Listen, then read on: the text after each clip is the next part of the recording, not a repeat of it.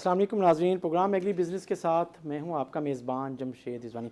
नाज़रीन, आने वाले दिन में हमारी ज़राअत कहाँ खड़ी होगी और ख़ास तौर पे गंदम की जो तैयारी है अब जनूबी पंजाब में और पंजाब में आखिरी मराहिल में है और उसके बाद कपास काश्त होनी है। और पिछले सीज़न में कपास के काश्तकारों को जो धचका लगा था, क्या उस धचके से महकमा ज़राअत कुछ प्लान कर रहा है कि उससे कैसे उन्हें निकाला जा सकता है और इस साल कपास की काश्त का हदफ फिर क्या होगा? यही मौजू है हमारे प्रोग्राम का। और हमें ज्वाइन कर रहे हैं हमें अपने स्टूडियोज़ में डॉक्टर अंजुम अली भुट्टर साहब, जो डायरेक्टर जनरल हैं ज़राअत पंजाब के, और हमारे साथ मौजूद हैं जहांज़ेब धराला साहब, जो काश्तकार हैं और एग्रीकल्चर इश्यूज़ पे नज़र रखते हैं। तो सबसे पहले डॉक्टर अंजुम भुट्टर साहब की तरफ हम आते हैं। सर, आने वाले दिनों में ज़राअत के इश्यूज़ आप क्या देख रहे हैं? एक तूफ़ानी बारिश की वजह से गंदम की जो पैदावारी हदफ है वो मुतासिर हुआ है यकीनन, वो क्या आपने उसको देखा है? और इसी तरीके से कपास की काश्त के हवाले से आपका लाहेअमल क्या होगा? तो सबसे पहले आने वाले दिनों में कपास, गंदम और आपकी ज़राअत कहाँ है?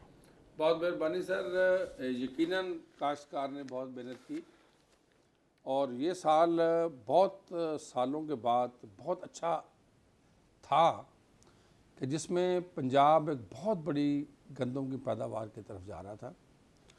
इस साल जो गंदम में जद्दोजहद की गई उसका नतीजा ये था कि पंजाब ने पिछले साल से 5 लाख एकड़ ज़्यादा रकबे पे गंदम काश्त की और ये कई सालों के बाद 1,67,00,000 एकड़ का हदफ अबूर किया गया।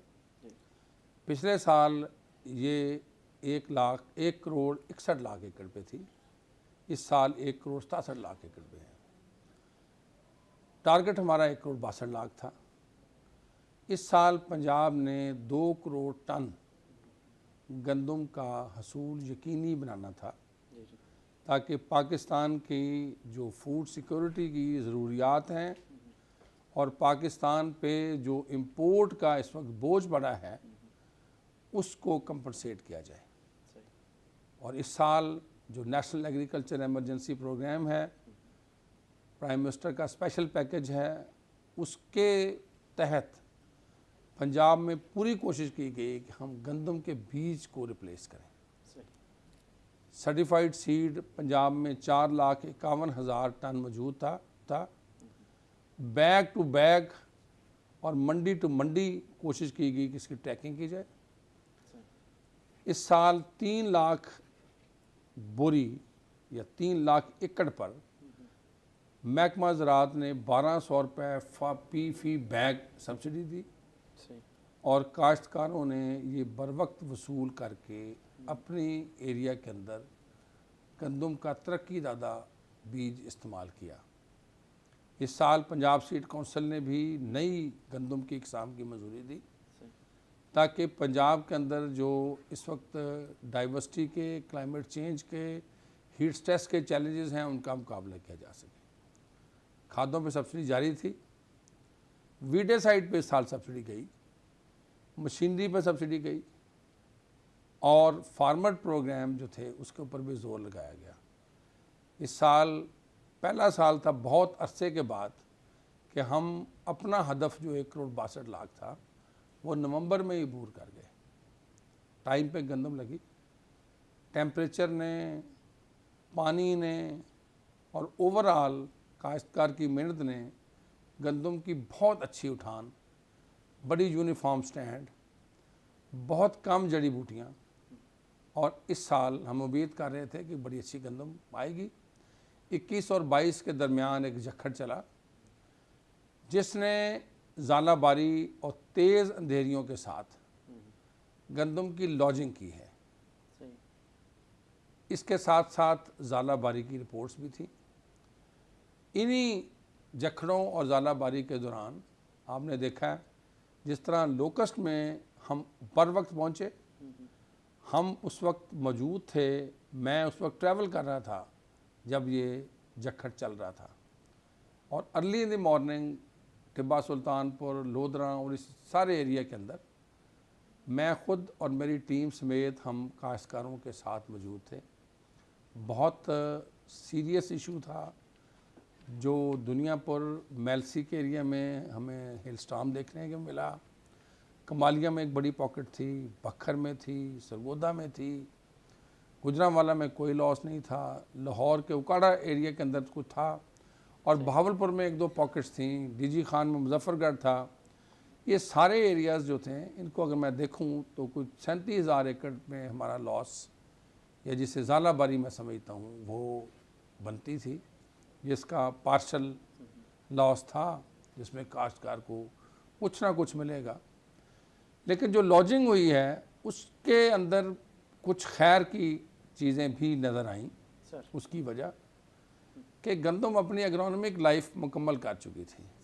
जो उसकी नॉर्मल एज है वो मुकम्मल होने के बाद उसकी रिक्वायरमेंट ख़त्म हो गई थी, और उसकी लॉजिंग 3 तरह की थी।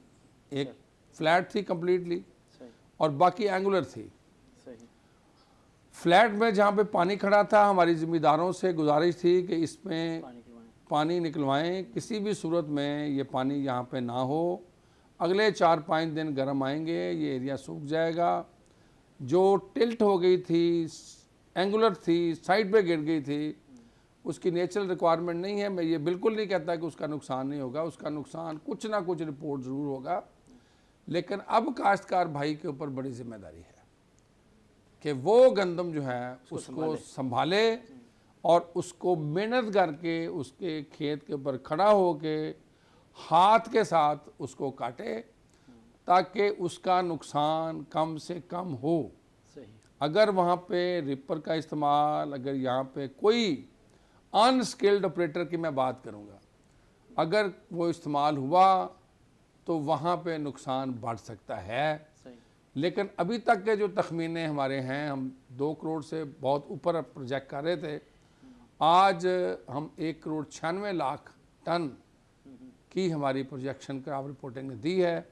मेरी अल्लाह ताला से बड़ी उम्मीद है कि उसकी बरकत से जब ये क्रॉप कट एक्सपेरिमेंट शुरू होंगे, जो हार्वेस्टिंग शुरू होगी, तो जो इस वक्त गंदम की पोजीशन नज़र आ रही है, हम इंशाल्लाह अपने हदफ को पार कर लेंगे। अच्छा, आपको लगता है कि 5 से 10 लाख टन का नुकसान हो?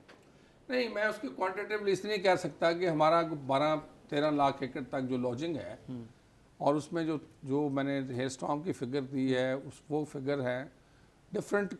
अभी चूँकि उसको क्वांटिटेटिवली इसलिए नहीं कह सकते कि अभी चूँकि उसने हार्वेस्टिंग के मराइल से गुजरना है, लेकिन यकीनन जब कोई क्रॉप लॉन्च करती है तो उसकी नॉर्मल हार्वेस्टिंग नहीं हो सकती। तो उसमें काश्तकार ज़्यादा मेहनत करे, कोशिश करे।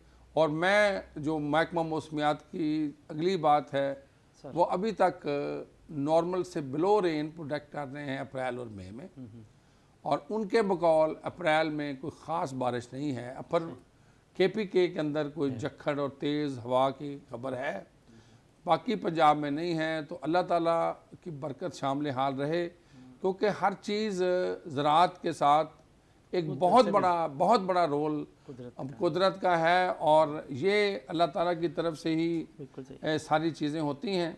और लेकिन इसमें काश्तकार ज़्यादा बेहतर तरीके से, दयानतदारी से अगर मेहनत करेगा, और यकीनन इस साल उसकी कीमतें अच्छी हैं, तो दाना दाना जो खेत में सिटा लगा है, उसको जब तक वो साफ़ तरीके से अपने स्टोर में और स्टोर से मार्केट तक नहीं ले जाता, उसको मेहनत करनी चाहिए। और यकीनन हिम्मत मर्दा मदद खुदा, अल्लाह ताला उसकी मदद करेगा, और हम यकीनन उनके साथ रहेंगे। जी, आप जो बात कर रहे हैं उसके मुताबिक अब जो गंदम लॉज हुई, उसको अब टेक्निकली अगर जो ग्रोअर है, अगर उसने उसको सही हार्वेस्ट कर लिया तो उसका नुकसान कम से कम होगा। आप ये जो बात कर रहे हैं इसके, अच्छा, आप जांज़ेब दराला साहब, आपके साथी, आपके इलाके में आपका ख़ुद आम का भी बाग है, और इसी तरीके से आपके साथी काश्तकार गंदम के हवाले से उनका मुतासिर हुआ है, तो आपने ख़ुद भी गंदम के काश्तकार भी हैं, लेकिन आपकी आइडेंटिटी तो वाटर एक्सपर्ट के तौर पे भी है, आपके मैंगो ग्रोअर के तौर पे भी हैं।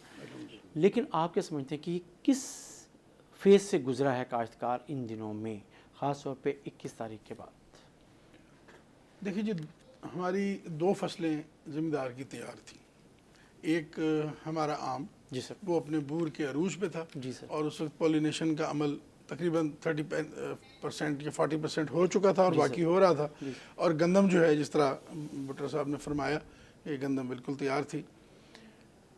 इस तूफ़ान में जो महकमा अंदाज़ा लगा रहा है, रियल नुकसान उससे बहुत ज़्यादा है।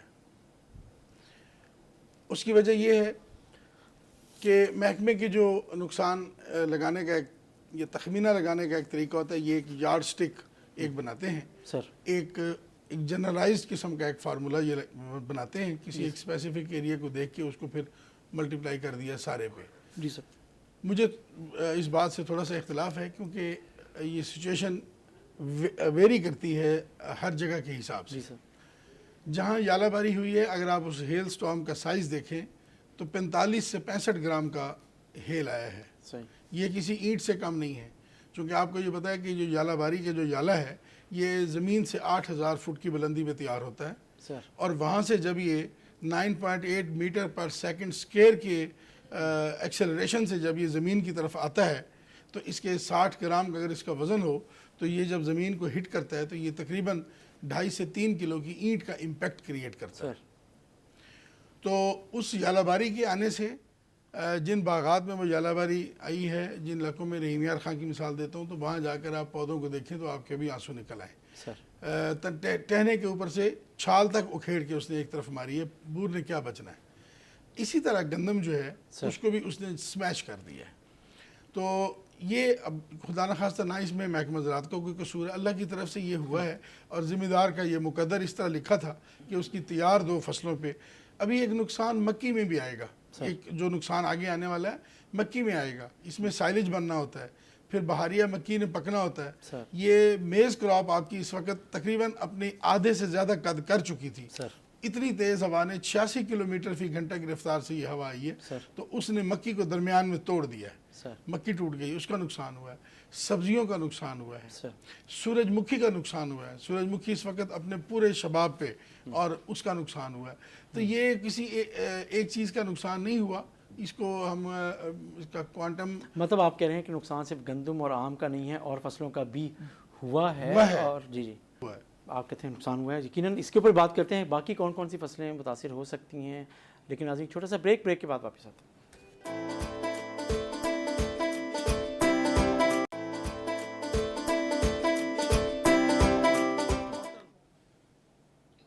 वेलकम बैक नाज़रीन। हम बात कर रहे हैं कि पिछले दिनों जो बारिश हुई उसने हमारी जो ज़रई पैदावार है और ख़ास तौर जो बड़ी फसलें हैं उसके हवाले से और ख़ास तौर पे गंदम पर इम्पेक्ट क्या डाला है। और ख़ुद डीजी ज़राअत पंजाब डॉक्टर अंजुम अली भुट्टर साहब ने पहले प्रोग्राम के हिस्से में ये कहा कि हमारा अच्छा हदफ था, अच्छी फसल थी, लेकिन अब जो बारिशें हुई उससे जो नुकसान का अंदाज़ा है, यकीनन वो जो बम्पर क्रॉप का एक ख्वाब था वो कहीं थोड़ा सा शायद उसे धचका लगा है। ऐसे तो कह, इसको तो हम कह सकते हैं। जी बिल्कुल, ये बात आपकी सही है जी। गंदम इस साल चूँकि एरिया के हिसाब से हम टारगेट्स के और बाकी क्रॉप की सिचुएशन, जो ज़िम्मेदार हमारा प्रोग्राम देख रहे हैं वो यकीनन इससे इत्तेफाक करेंगे कि अल्लाह ताला ने इस साल हमें बहुत अच्छी गंदम दी है सर। लेकिन ये जो एक झटका लगा है इसने ज़रूर काश्तकार का नुकसान किया है। मैं इसे बात बिल्कुल जो है ना वो इनकार नहीं करता। और जो क्रॉप्स इस सीज़न के अंदर अपनी सोइंग पे थी, हम स्प्रिंग क्रॉप की बात करते हैं, जिस तरह जो मलिक साहब ने बात की बिल्कुल सही है, लेकिन उनके अंदर एरेशन होती है सर और लॉजिंग से वो फसलात कम मुतासर थी। हेल स्टॉर्म यकीनन डिज़ास्टर है सर, और उसको डिज़ास्टर ही समझते हैं हम लोग। डिज़ास्टर का नुकसान हमेशा होता है, ज़्यादा होता है सर। तो मैंने दोनों को अलग-अलग इसलिए बताया कि ये डिज़ास्टर हुआ है, ये लॉजिंग हुई है सर। और डिज़ास्टर के अंदर नुकसान है। हम उसी लिए उन एरियाज़ के अंदर जो सारा एरिया देखा और इतनी तेज़ अंधेरी थी कि मैंने सफ़ेदे उखड़े हुए और दरख्त टूटे हुए देखे सर। इतना ज़्यादा तेज़ हवा चली है। मैंगो का भी लॉस है सर। जहाँ पे अंधेरी हुई वहाँ पे ज़ाहिर है जब बूर था, बूर में जो जड़ा है उसका भी नुकसान हुआ, लेकिन ज़ाला बारी तो खैर अल्लाह ताला की तरफ से आफत है। अब हम कोशिश कर रहे हैं कि जो हो गया जी सर। वो देखते हुए हमारा ज़िम्मेदार दिलेर है, चीज़ों को देखते हुए अब हम कम से कम नुकसान की तरफ बढ़ेंगे। सही सही। तो लेकिन वो जो जो बात कर मलिक धारा साहब ने जो बात की, उन्होंने ये कहा कि जो तखमीना है नुकसान का, जो महकमा ज़राअत बता रहा है वो उससे कहीं ज़्यादा है। जी, वो उनका अपना पॉइंट ऑफ व्यू है, मैं बिल्कुल उससे उनकी बात राय को इग्नोर नहीं करता, लेकिन जो हमने 1,96,00,000 टन गंदम की बात की, जी जी। ये तो यहाँ पे जिक्र नहीं हुआ कि हम 2 करोड़ से ऊपर कितने एरिया पे जा रहे थे। सर। तो मैंने कहा कि 2 करोड़ टन टारगेट था, जी सर। 2 करोड़ से हम बहुत ऊपर एक्सपेक्ट कर रहे थे, अब रिड्यूस हो के हम 1,96,00,000 पे आए हैं। जी सर। और मुझे अल्लाह ताला से पूरी उम्मीद है कि जिस तरह ये ज़्यादा ले जाएंगे। इस 21-22 के तूफान से टेम्परेचर गिरा है जी सर। और जो लेट क्रॉप थी दिसंबर की, जी सर। उसके अंदर ग्रेन साइज बड़ा है, तो हम उसमें अल्लाह ताला की बरकत से यकीनन इस 2 करोड़ का माइलस्टोन कवर कर जाएंगे। ये मैंने बात की। सही से। इसके साथ ये भी बिल्कुल ज़रूर है कि जो बाकी नुकसानात हुए हैं उनका भी ज़ाहिर है, किसी ज़िम्मेदार की 6 महीने की मेहनत है, जी सर। अगर उसका एक मन भी नुकसान हो तो यकीनन ये नुकसान है। जी सर। तो उसमें अल्लाह ताला की रज़ा समझते हुए हम खुद एक ऐस काश्तकार के औलाद होने की निस्बत से इस सारी जो है ये परेशानी हमने भी काश्तकार के साथ महसूस की है। और मैंने तकरीबन ये पिछले 21-22 से लेके अब तक जी सर। सवाए बहावलपुर डिवीज़न के पूरा पंजाब में गंदम देखी है। और जहाँ जहाँ मुझे किसी ने बताया कि उस एरिया के अंदर ज़्यादा लॉजिंग है, मैं ख़ुद वहाँ पे गया हूँ, अपना एस्टीमेट लगाया है, तो मैं ये कह सकता हूँ कि बाकी जो हमारे दोस्त हैं जी सर। उनकी निस्बत मैंने गंदम का ज़्यादा एरिया खुद देखा है और उसमें लॉजिंग के एंगल्स देखे हैं, एक्सपर्ट से बात की है। इसलिए मैं रिक्वेस्ट कर रहा हूँ कि जो गंदम हम हार्वेस्टिंग के ऊपर अगर बचा सकते हैं तो वहाँ पे क्रिटिकल फैक्टर होगा। बिल्कुल सही। अच्छा, आप जो बात कर रहे हैं उसके बाद अगर गंदम से हम आगे चलें इंशाल्लाह, तो अब कपास फ़ौरन काश्त होनी है। पिछले साल का जो धचका है कपास के काश्तकारों को जो लगा, वो एक शौक़ में एक लिहाज से हैं, तो उसको कैसे आप उनके शौक़ को कम कर रहे हैं? आप क्या समझते हैं इस दफ़ा आपका जो टारगेट है पंजाब में कपास का और जनूबी पंजाब में, वो क्या है? क्या हिकमत अमली है कि आप वापस कपास के काश्तकारों को इन हालात में भी राग़िब कर सकें कि वो काश्त करें? देखिए, इस साल आपने देखा होगा कि पंजाब और फेडरल लेवल के ऊपर जी सर। एक बड़ी स्ट्रॉन्ग प्रोफेशनल टीम एग्रीकल्चर में है। जी सर। मैं बात करूंगा सैयद फ़खर इमाम साहब की, जी सर। और मैं बात करूंगा सैयद हुसैन जहानिया कदीरी साहब सर। की। They are a highly professional people, practical farmers, sir. और वो तमाम चीज़ें जो काश्तकार को काश्तकारी के अंदर फ़ायदा मंद हो सकती हैं, जी सर। वो उनको जो अभी तक एड्रेस नहीं की गई उनको एड्रेस करने की कोशिश की जा रही है। सर। बहुत सारी हो सकता है चीज़ें ज़िम्मेदार को फ़ौरन नज़र ना आ रही हों, जी सर। लेकिन उन चीज़ों को, मैं सीड सिस्टम की बात करता हूँ, सर। मैं एग्रीकल्चर की जनरल पॉलिसीज़ की बात करता हूँ, सही। मैं प्रॉफिटेबल एग्रीकल्चर की बात करता हूँ, बिल्कुल सही। मैं काश्तकार के अखराजात के कम करने की बात करता हूँ। सर। तो उन तमाम के अंदर गवर्नमेंट की कोशिश है। और मैं कपास के हवाले से बात करूँगा सर। कि मैंने ये बहुत यूनिक देखा है जी सर। कि पिछले 5 हफ्ते सर। हर हफ्ते मिनिस्टर साहब ने मीटिंग की है, ठीक। Back to back. ये इस मंडे को 5वीं मीटिंग थी हमारी मुल्तान में, सर। कॉटन के ऊपर थी, सर। अवेलेबल सिचुएशन में बेहतर खेलने की बात थी कि आज अवेलेबल सिचुएशन में हम काश्तकार को ज़्यादा सपोर्ट कैसे कर सकते हैं, सर। और लॉन्ग टर्म एक सेपरेट डिस्कशन थी। सर। आज बीज की बात हुई, आज पेस्टिसाइड की बात हुई, आज इरिगेशन की बात हुई, जी जी। आज मशीनरी की बात हुई, जी जी। उसके ऊपर मोटिवेशनल कैंपेन की बात हुई, काश्तकार को किस तरह कपास के अंदर लाया जाए उसकी बात हुई। जी सर। काश्तकार को किस तरह सपोर्ट की जाए। सर आज पंजाब में कपास के काश्तकार को जी सर 1000 रुपये फ़ी एकड़ सब्सिडी के ऊपर बीज मुहैया है। सर फेडरल गवर्नमेंट ने 1200 रुपये फ़ी एकड़ अनाउंस किया हुआ है।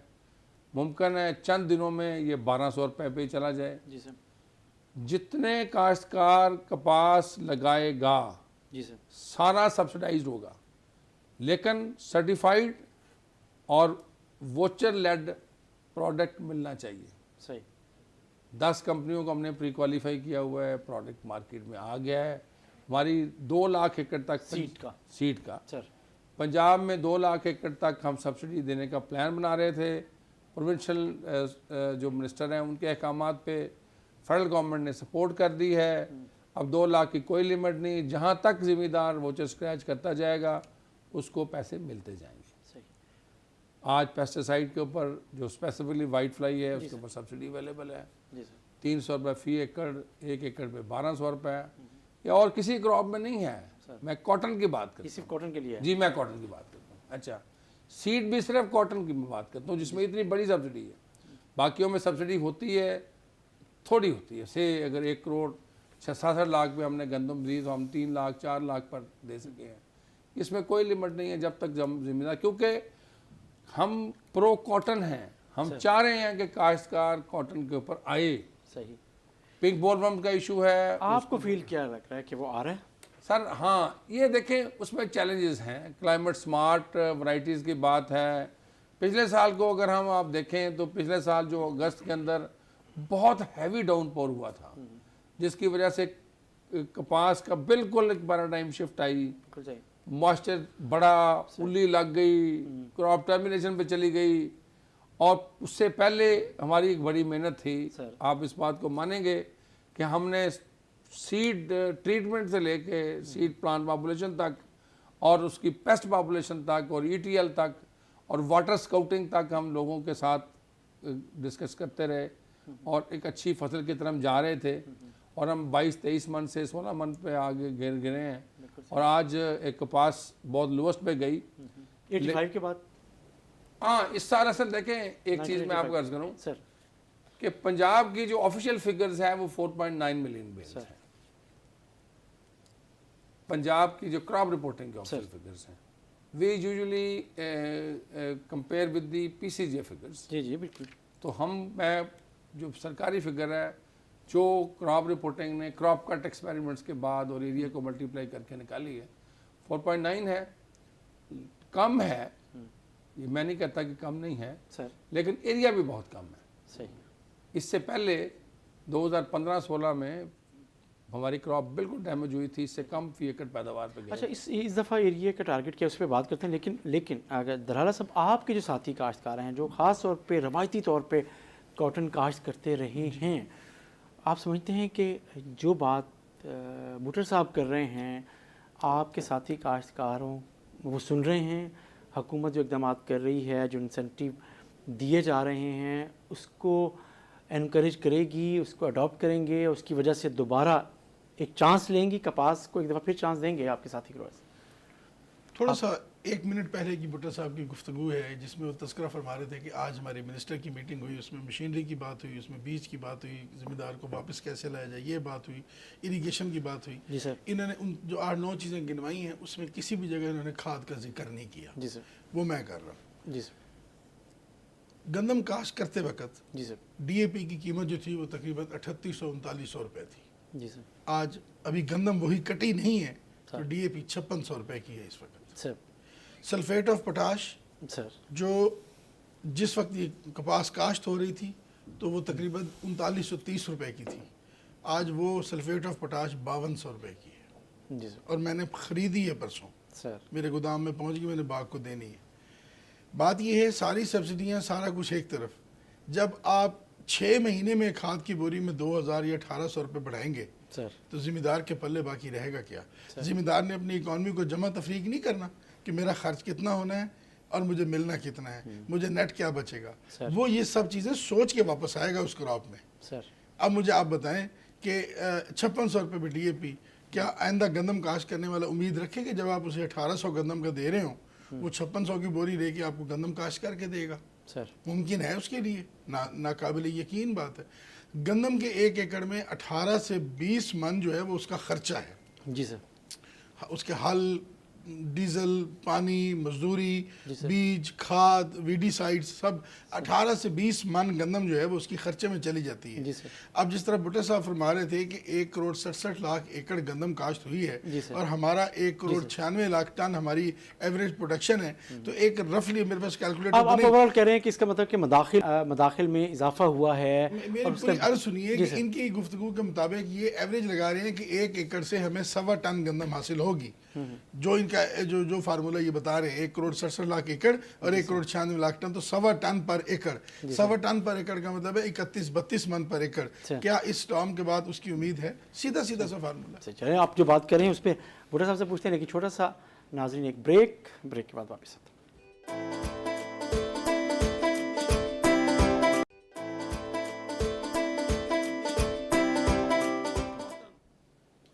वेलकम बैक नाज़रीन, हम बात कर रहे हैं ज़राअत और जो पंजाब में ख़ास तौर पे रोही पे बात कर रहे हैं। तो जो DG Punjab agriculture extension doctor Anjum Bhutto साहब और धाला साहब हमारे साथ गुफ्तगू में शरीक हैं। और भुट्टो साहब, जो बात धाला साहब ने भी की कि जो एग्रीकल्चर इनपुट्स हैं, ख़ास तौर पे खाद को उन्होंने फोकस किया, ये जो फ़र्क है कहाँ महकमा ज़राअत की रिकमेंडेशन हुकूमत को गई हैं कि ये वाकई ग्रोअर पे एक प्रेशर आ रहा है और हुकूमत कुछ कर सकती है, कोई ऐसी चीज़ आपके एंड पे है?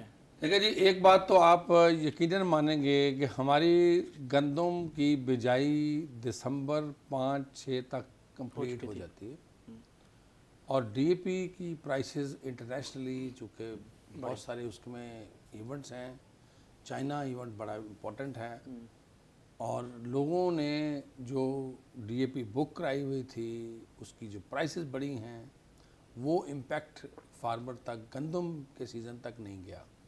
आप कपास के काश्तकारों पे आएगा। स्प्रिंग क्रॉप के अंदर ये सीज़न था और उसके हवाले से ना सिर्फ फेडरल लेवल के ऊपर, प्रोविंशियल लेवल के ऊपर बड़ी सीरियसनेस है। मैं आपको ये यकीन दिलाता हूँ कि कपास की बिजाई के टाइम के डीएपी के ऊपर इतनी सब्सिडी इंशाल्लाह आ जाएगी ताकि काश्तकार की डीएपी रीच में आ जाए। अच्छा, सब्सिडी अनाउंस हो जाती है लेकिन ग्रोअर्स को हमेशा शिकायत रहती है कि उन्हें नहीं मिली। पिछली दफ़ा भी ये शिकायत रही, जब हम आपसे बात होती रही, वो शिकायत आखिर तक रही है। बहरहाल आप समझते हैं कि वो शिकायत इस दफ़ा नहीं होंगी फिर? आज मुल्तान के अंदर जो बड़ी सोच विचार हुई सर, उसमें देखें, ये सब्सिडी प्रोग्राम गवर्नमेंट क्यों करती है? सर इसलिए कि वो अपने ज़िम्मेदार के ख़र्चे को कम करे जी सर, और ऐसा प्रोडक्ट इंट्रोड्यूस कराए जिससे वो सब्सिडी उसकी जेब में जाए। सर और एक आसान सिस्टम जिसमें पोस्ट कार्ड के ज़रिए, पोस्ट पेड सिस्टम के ज़रिए आप एक वाउचर स्क्रैच करते हैं अपने मोबाइल में डालने के लिए, वही बैग में डाला हुआ है। काश्तकार के पास 18 चीज़ों के ऊपर ई वाउचर सब्सिडी दी जा रही है। सर कपास के बीज से गंदम का बीज, सूरजमुखी है, कनोला है, मूंगी है, चना है सही, और राइस है, और उसके बाद फर्टिलाइज़र की रेंज है। बिल्कुल सही।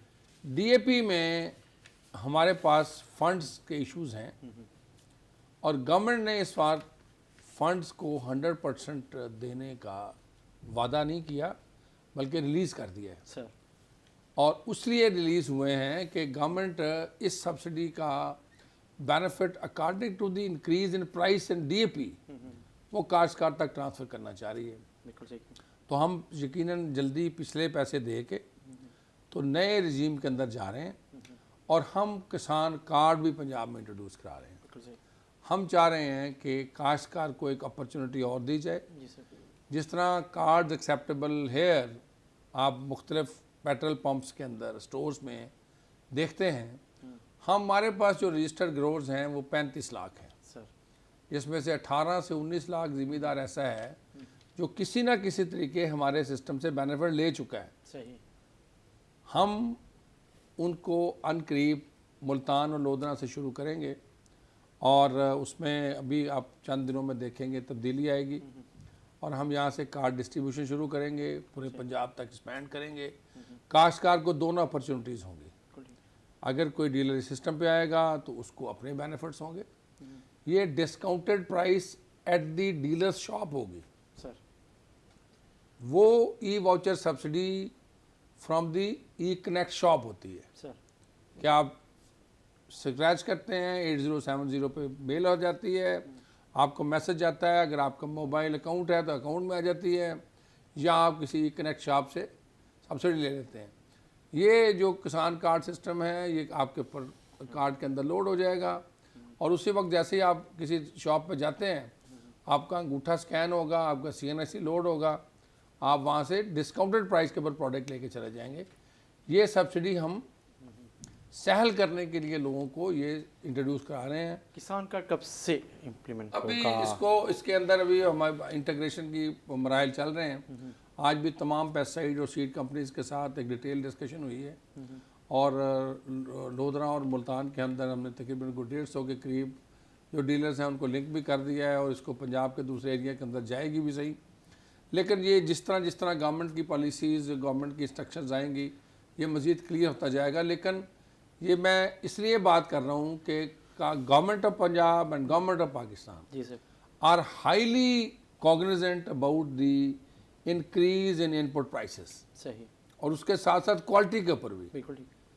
क्वालिटी के ऊपर पेस्टिसाइड में हो, क्वालिटी फर्टिलाइज़र में हो या क्वालिटी सीड में हो, कोशिश है कि मुकम्मल तौर पे जो कवानीन हैं जो इस मुल्क में बने हैं उनके ऊपर अमल दरामद हो। तो इसलिए मैंने वो मलिक साहब बात कर रहे थे, फर्टिलाइज़र की बात नहीं की थी क्योंकि fertiliser is a big issue sir, और इसको हमें बिग वे देख रहे हैं। बिल्कुल सही। आप कहते हैं कि इंटरनेशनल मार्केट के साथ कनेक्ट है, इस वजह से ये प्रॉब्लम यहाँ आई लेकिन है। उसी हिसाब से सब्सिडी की वैल्यू अमाउंट भी बढ़ेगी इंशाल्लाह। दौरा साहब, मुतमईन हैं आप इस वजाहत से जो वोटर सब कर रहे हैं, और जो नया किसान कार्ड है हमारा काश्तकार उसे कैसे देख रहा है? अभी तो ये किसान कार्ड जो है ये अभी इन्होंने जिक्र किया कि और अभी किसान तक तो ये बात अभी गई नहीं कि इस पे कोई उन्होंने इसलिए किया कि प्रोग्राम में बात करने का मकसद भी ये है कि लोगों तक बात चली जाए, अवेयरनेस चली जाए। देखिए ये जो तो सब्सिडी का इनका पहले वाला तरीका है। सर मैं आपके सामने अपनी मिसाल देता हूँ। पिछले साल भी हमने स्क्रैच किया, हमारा वो एक्सेप्ट ही नहीं हुआ। वो सब्सिडी के कुछ इनके सिस्टम में प्रॉब्लम, कुछ इनके फंड्स का प्रॉब्लम, एक्सेप्ट ही नहीं हो रहा था वो। अभी तक मुझे तो 1 रुपए की सब्सिडी मैं तो ले नहीं पाया। तो वो मैंने इनको पहले भी अर्ज़ किया था और आज फिर इनके सामने फिर भी कर रहा हूँ। अब ये जो कार्ड वाला सिस्टम है ये उससे तो कम से कम बेहतर लग रहा है, उससे बेहतर लग रहा है क्योंकि ये ज़्यादा एक सिक्योर है और जिम्मेदार के अपने हाथ में होगा। लेकिन शर्त ये है कि वो जो खाद की वो होगा, अगर उसका वो जो वाउचर जो है उसका नंबर एक्सेप्ट करेगा सिस्टम तो ही इसमें पैसे आएंगे ना। असल बात ये है सर, जो बात ये नहीं कर सकते वो मैं कर सकता हूँ। करें वो ये है कि हमारे यहाँ कार्टेलाइजेशन है सर। जैसे आप चीनी में हशर नशर देख रहे हैं वैसे ही खाद में है। खाद अब सुकड़ती 1-2 घरों के पास आ गई है। अब उसमें सबके कुछ उधर बैठे हैं, कुछ हिज़्ब इक़्तिदार में भी खाद वाले बैठे हैं और हिज़्ब मुखालिफ में भी खाद वाले बैठे हैं। यहाँ वो सारे इकट्ठे हैं। अब सवाल ये है ये जो कुछ ये खाद के साथ हो रहा है ये कार्टेलाइजेशन का अमल दखल है? नहीं, वो तो कहते हैं इंटरनेशनल मार्केट का। इंटरनेशनल मार्केट तो आप देख लेना है। तो चलिए इंटरनेशनल मार्केट छुपी हुई तो नहीं है। आप 6 महीने में इंटरनेशनल मार्केट में इतना फर्क पड़ा है कि 3800 की बोरी 5600 की हो गई है। ऐसा नहीं है, हरगिज़ ऐसा नहीं है। ये कार्टेलाइजेशन है इसमें। और ये अगर हकीकत ये है कि भुट्टो साहब की अपनी मजबूरियां हैं कि ये जो बात हम खुलेआम कर सकते हैं वो ये नहीं शायद कर पाएंगे। वजह ये है कि ये रेट दिखाकर खाद वाली कंपनियां हुकूमत को ब्लैकमेल करने के मूड में हैं सर। ये इतना हाई रेट जब दिखाएंगे तो डेफिनेटली इन पर काश्तकार का प्रेशर बढ़ेगा। साफ ज़ाहिर है काश्तकार तो हुकूमत को पीटेगा और उसके बाद इन खाद कंपनियों ने इस रेट को वापस घटाना भी है, लेकिन उसके बदले गवर्नमेंट से वो कोई जो भी बेनिफिट्स ज़्यादा से ज़्यादा वो ड्रा कर सके वो करेंगे। ये कार्टेलाइजेशन का सारा अमल है, ये खाद उस तरफ चलेगी। मैं इसमें थोड़ा सा ये ऐड करूंगा कि डीएपी में ऐसे बिल्कुल नहीं होता। जी सर। डीएपी पंजाब के अंदर या पाकिस्तान में 5 महीने के अंदर ज़्यादा कंजप्शन है इसकी। जी सर। बाकी 7 महीने इसकी ज़्यादा कंजप्शन नहीं होती बिल्कुल सही। क्योंकि 70% of the of take off DAP सिर्फ गंदम पे जाती है। और 2 महीने और होते हैं जिसमें गंदम के अलावा भी खरीफ में उसकी कंजम्पशन बढ़ती है। जी सर, हमारी लोकल प्रोडक्शन को 40-45% हम लोकल प्रोडक्शन बना देते हैं, बिल्कुल सही। बाकी हम बाहर से लेते हैं। और लोकल जो है उसका रॉ मटेरियल भी हमारा इंटरनेशनल कमिटमेंट के जरिए आता है, उसके साथ जुड़ा हुआ है। तो इसमें चूँकि कोई कदगन नहीं है कि आप जो भी प्रोडक्ट खरीदें, और यहाँ पे 2300-2400-1900 रुपये तक भी डीएपी की मार्केट रही है। सर जब गलत था मार्केट बहुत नीचे आई है, सर, और ये 3000 में भी गई है, और ये पहले भी 5200 पे गई है। मैं आज की बात नहीं कर रहा, मैं 2007-8 की बात कर रहा हूँ। सर ये पहले भी 5000 को उसने क्रॉस किया था। जब इंटरनेशनली सर्ज इन प्राइसेस आता है तो उसका इम्पैक्ट होता है। आज दुनिया की बहुत सारी फर्टिलाइज़र की वेबसाइट अवेलेबल है, चेक किया जा सकता है। और यकीनन जब प्राइस बढ़ती है तो उसके ऊपर लोगों को मौका मिलता है, इंपोर्टर्स मार्केट के अंदर आते हैं और अपना माल लेते हैं। मुल्तान के अंदर भी कुछ इंपोर्टर्स हैं, आप उनसे चेक कर सकते हैं कि क्या प्राइस है। जी सर, जब गवर्नमेंट ने रिस्ट्रिक्शन लगाई हो जी सर, कि जी मैं इंपोर्ट कर सकता हूँ, मलिक साहब नहीं इंपोर्ट कर सकते, तो फिर ये सोचा जा सकता है कि शायद गवर्नमेंट जो है ये प्लान कर रही होगी जी सर, कि मलिक साहब भी इतने इंडिपेंडेंट है, मैं भी और आप भी, anybody can go and pick from the market. सही, और अगर ये इतना ही इसमें आसानी है तो कोई बार नहीं है। हाँ, यूरिया में गवर्नमेंट की मजबूरी है। सर यूरिया गवर्नमेंट इंपोर्ट के लिए कुछ परमिशन रखती है, क्योंकि यूरिया के अंदर कुछ गैस के अंदर कुछ दूसरे इश्यूज में अंदर सब्सिडी होती है, और उसमें गवर्नमेंट अपने सिस्टम के ज़रिए इंपोर्ट करती है। दूसरे सिस्टम को इतना ज़्यादा इजाज़त नहीं मिलती। लेकिन डीएपी में ऐसा इशू नहीं है। और ये उनकी बात सही है कि ये सर्ज इन प्राइसेस आई है, ये अभी जिस वजह से भी आई है उनको आपको पता है, अखबार में दे सकते हैं, ये प्राइस गिरेगी। अच्छा, आप कहते हैं गिर जाए? हाँ, ये गिरेगी, जी सर, ग्रेजुअल गिरेगी, और इस तरह नहीं गिरेगी जिस तरह हम डिस्कस कर रहे हैं। लेकिन धराली साहब कह रहे हैं कि नहीं, कोई नहीं, वजह है, कोई वजह है इसके नहीं, बारे मैं भैया, लेकिन गवर्नमेंट उस पीक टाइम के ऊपर अगर काश्तकार के साथ ना खड़ी हो, में? जी सर, काश्तकार को उसको सपोर्ट ना कर रही हो उतनी अमाउंट पे, तो फिर आप बात करें। धराली साहब अब आप आखिरी कमेंट खाद के इशू पे क्या है? आखिरी कमेंट, जो बात भुट्टो साहब ने वजाहत की फिर एक दफ़ा, देखिए हम इस आप लोग वो कह रहे हैं कि कीमत गिरेगी, तो मैंने पहले ही कह दिया, लेकिन- तो मैंने भी लेकिन- कहा कि कीमत गिरेगी। मुझे पता है, मुझे भी इल्म है कि ये कीमत गिरेगी, लेकिन कुछ बेनिफिट्स ड्रा करने के बाद, कुछ बेनिफिट ड्रा करने के बाद आप कह रहे हैं। थोड़े से दोबारा वापस आते हैं, कपास की बात हो रही थी। हम आपने कहा कि 10 किस्म की वैरायटीज़ और शायद हम इस दफ़ा ऐड कर गए हैं कपास के वाले से। सर्टिफाइड बीज वो ख़रीदें, जिसको सर्टिफिकेशन आप कह रहे हैं कि 10 किस्म के बीजों को हम कह रहे हैं आप उस पर जाएंगे, गुलर उसके ऊपर जाएं। मैं अर्ज कर रहा हूँ कि हमने हमारी जो हाई लेवल कमेटी थी उसने 6 best of the best available certified seeds को फाइनल किया, 10 कंपनीज को प्री क्वालिफाई किया, जी और उन कंपनीज ने अपना प्रोडक्ट मार्केट में ले आए हैं। जी सर, कुछ कंपनीज के कोडिंग अभी प्रोसीजर में हैं, वो भी आ जाएगा।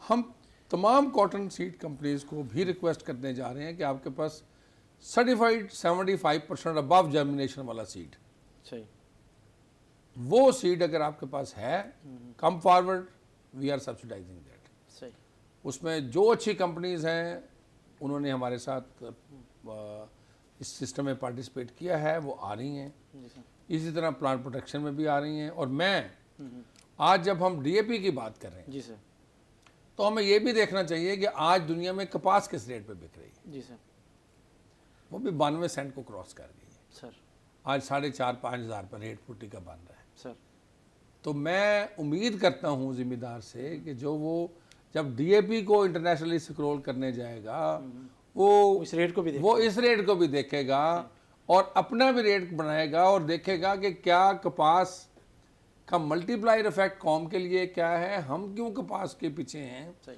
हम समझते हैं कि कपास एक मुकम्मल रोज़ी है, सर, हमारे गांव की मैशत उसके साथ जुड़ी है। ये चोपा लगाने से कपास चुनने तक, और कपास चुनने से जिनरी और टेक्सटाइल तक एक सिस्टम में है। कपास का एरिया हमें वारा खाता है, ज़्यादा लगाएं, ज़्यादा फी एकड़ पैदावार करें। इस साल अभी अगले महीने इंशाल्लाह फेडरल कमेटी ऑन एग्रीकल्चर की मीटिंग होगी, जिसमें जो टारगेट्स हमें दिए जाएंगे पूरी जान लगाएंगे कि उसको अचीव करें। मेरी काश्तकार भाइयों से गुजारिश होगी कि मौसमियाती तब्दीलियों को देखते हुए सीड की हर सूरत में ट्रीटमेंट करें। सही जहर लगे हुए बीज के बगैर बिल्कुल काश्त ना करें। सर। कोशिश करें कि सर्टिफाइड सीड या जो भी सीड इस्तेमाल करें उसकी जर्मिनेशन टेस्ट कर लें। सही। बड़ा आसान है, दब्बू दे के थोड़ा उसको किसी बोरी वाले बैग में डाल के आप जर्मिनेशन चेक कर सकते हैं। उसके बाद काश्त करें बिल्कुल ठीक है। और उसकी जड़ी बूटियों को तलफ करें। सही। अप्रैल मई सूखा महीना है, बारिशें कोई ख़ास नहीं हैं, वक्त के ऊपर काश्त हो जाएगी, पौधे एक दफ़ा खड़े हो जाएंगे और उसके बाद अल्लाह ताला बरकत डालेगा। यकीनन इस साल हम अच्छी पैदावार हासिल कर सकते आप कह रहे हैं कि उम्मीद रख रहे हैं कि इस दफ़ा कपास की हैं। फसल लेकिन ये अच्छी हमारी होगी। काश्तकार की मेहनत पे हाँ, और अल्लाह ताला की बरकत के ऊपर हमेशा उम्मीद है। उम्मीद रखनी चाहिए। आप आखिरी बात क्या कर रहे हैं, एक जुमला? सिर्फ एक जुमला। छोटा सा हाँ, या। मेरी भुट्टा साहब से एक दरखास्त होगी, इनकी तो सिर्फ उम्मीद है कॉटन अच्छी होगी, मेरी दुआ भी साथ है। जी जी, हमारी- उन्होंने भी दुआ ऐड की है, उन्होंने भी कहा दुआ भी है। इन्होंने उम्मीद जाहिर की, मैं दुआ भी साथ दे रहा जी, जी, जी। हूँ। अल्लाह करे वो, क्योंकि हमारी इकॉनमी इस पे बेस करती है। बिल्कुल सही। उसके लिए दो शराइत बहुत ज़रूरी है। जल्दी से मुख्तसर। जी जी, मार्केट में 2 नंबर दवाई पर ये अदालतों में जो स्टे बाकी है, जिसकी आड़ में लोग 2 नंबर दवाइयाँ बेचे जा रहे हैं, उसका कोई लीगल वे आउट निकालें ठीक है। और कहर बनकर मार्केट में टूटे। और 2 नंबर दवाई जो बिक रही है, जो इस कपास को बर्बाद करने का मुजिब है, उसको कभी मक्खी सफ़ेद कंट्रोल नहीं कर सकते अगर 2 नंबर दवाई आती रही। मैं बिल्कुल इनकी बात से इत्तेफाक करता हूँ जी। पूरी जान लगाएंगे और कोशिश करेंगे कि हर लेवल के ऊपर, जी सर। अदालतों से लेके दुकानों तक, दुकानों से लेके इंडस्ट्री तक, सर जहाँ तक हम अपनी लिमिट के अंदर जा सके ज़रूर जाएंगे, अल्लाह ताला की हिम्मत के साथ और उनकी बरकत के साथ। बहुत शुक्रिया डॉक्टर अंजुम अली भुट्टो साहब, आपने हमें ज्वाइन किया, और जहाँ ज़ेब धराला साहब आपका भी शुक्रिया। लेकिन जो महकमा ज़राअत तौसीह पंजाब हैं, उनके जो डीजी हैं, वो एक दफ़ा फिर कह रहे हैं कि आप एतमाद के साथ कपास के जो काश्तकार हैं वो आएँ, अच्छा बीज इस्तेमाल करें, तस्दीक शुदा बीज लगाएं जिसकी 70% जर्मिनेशन को यकीनी बनाएं, तो यकीनन उन्हें उम्मीद है कि अल्लाह ताला भी मदद करेगा और मुल्क की मईशत को भी यकीनन इससे फ़ायदा होगा अगर कपास की फसल इस दफ़ा अच्छी होती है। तो इसके साथ ही नाज़रीन, अपने मेज़बान जमशेद रिजवानी को इजाज़त दीजिए। अल्लाह हाफ़िज़।